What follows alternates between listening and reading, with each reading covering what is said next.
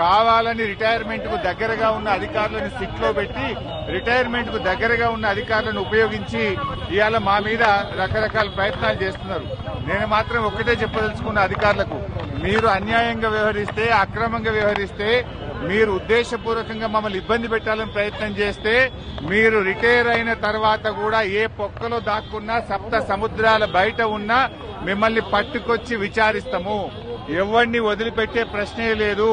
చట్టాన్ని అతిక్రమించినా, న్యాయబద్దంగా వ్యవహరించకపోయినా, ఉద్దేశపూర్వకంగా తప్పుడు ప్రచారం చేసినా, తప్పుడు లీకులు ఇచ్చిన పోలీసు అధికారులను వదిలిపెట్టే ప్రశ్నే లేదు. అంతకంతకు అనుభవిస్తారు. జాగ్రత్త, ఆలోచించుకోండి. రిటైర్ అయినాక మీకు ప్రభుత్వం, రేపు వచ్చే బీఆర్ఎస్ ప్రభుత్వం కూడా మీకు సహకరించదు. మీ సొంత డబ్బులతో సొంత లాయర్లను పెట్టుకుని మీరు కేసులు వాదించుకోవాల్సి వస్తుంది. అన్ని దృష్టిలో పెట్టుకుని న్యాయబద్దంగా వ్యవహరించండి, చట్టబద్దంగా వ్యవహరించండి. రేవంత్ రెడ్డి దావోస్కెళ్లి ఆయన ఇచ్చే డైరెక్షన్ లో కాదు, మీరు చట్ట ప్రకారంగా వ్యవహరించండి.